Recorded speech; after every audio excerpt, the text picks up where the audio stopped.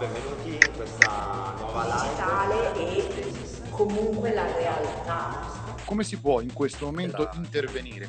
Parliamo un po' di cambiamento, no? Perché di nuovo su Pixel City C'è uno degli architetti che ha perché è realizzato un'opportunità Parassita Urbano. di passare dall'analogico al digitale, però capendo nel senso dell'opera.